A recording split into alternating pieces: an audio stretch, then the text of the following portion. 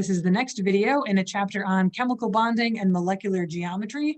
We just talked about why covalent bonds exist at all, because when the atoms are close enough together but not too close, the electron clouds overlap and the electrons can happily circle both of the nuclei. And so now we're going to talk about the properties of these compounds and where the electrons are shared or taken. So we talked about ionic compounds and their properties being brittle, having high melting points and boiling points. Covalent compounds are a little bit different, but they also have a unique set of properties that identify them. So covalent compounds can be identified by their characteristic properties.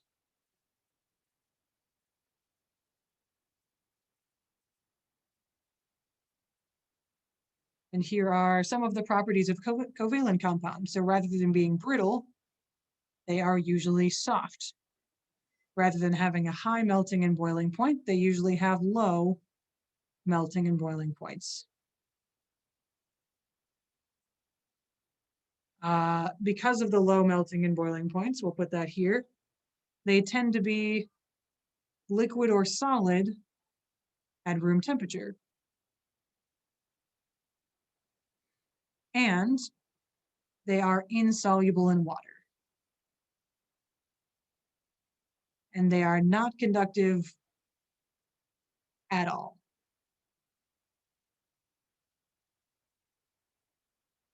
So ionic compounds, they weren't conductive as solids, but when they were dissolved in water, they were conductive.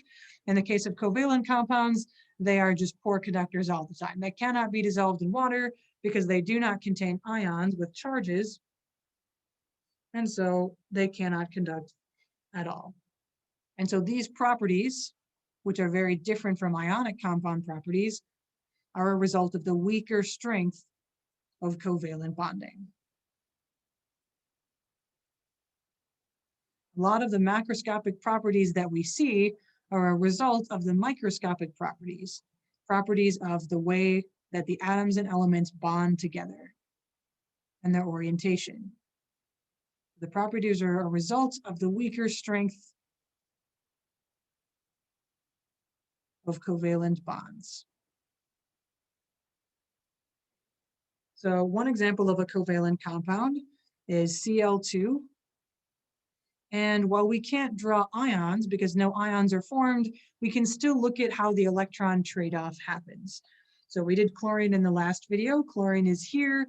Its valence shell is 3s2 and 3p5, with neon being the last noble gas before it.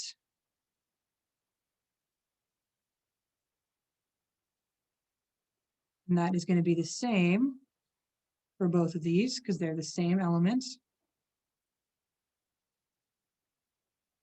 And let's remember, the goal of the atoms in bonding is to achieve the lowest possible energy orientation.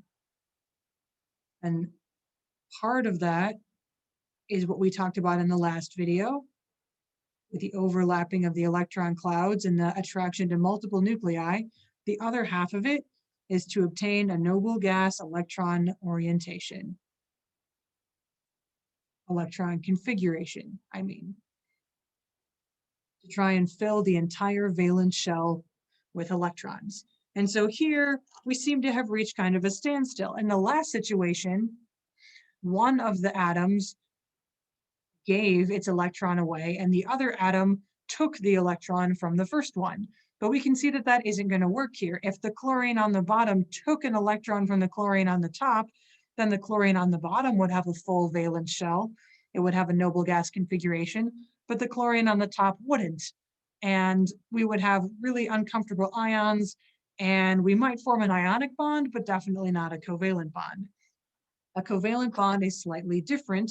Covalent bond involves sharing. So each of these atoms needs to gain one electron to complete its electron valence shell. So each of them shares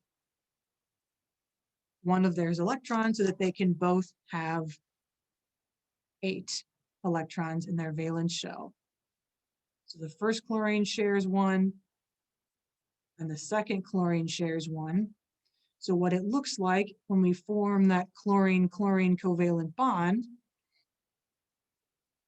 is that they both have an orientation kind of similar to neon, 3s2, 3p4, because they've given one of their electrons into the share plus 2 shared electrons. And that ultimately gives a 3s2, 3p6, which is the electron configuration of argon. And the same for this one. So we gave away one of the electrons that belongs only to this atom, and we put it into the pool to be shared. So both of the shared electrons also belong to the second chlorine, so that it fills its valence shell and has the configuration of argon. So the trickiest part about this is remembering that each of the electrons that are in the shared pool get counted for both of the atoms. So each of these atoms have 6 electrons, 6 valence electrons that belong to just them. And then they've each donated one of their own electrons into the shared pool, and those 2 shared electrons belong to both of the atoms so that they can both have 8 valence electrons, a noble gas configuration. And what we'll learn in the next video is that not all sharing is equal sharing. Sometimes there is a sharing of electrons that occurs where one atom definitely has a bigger share than the other one.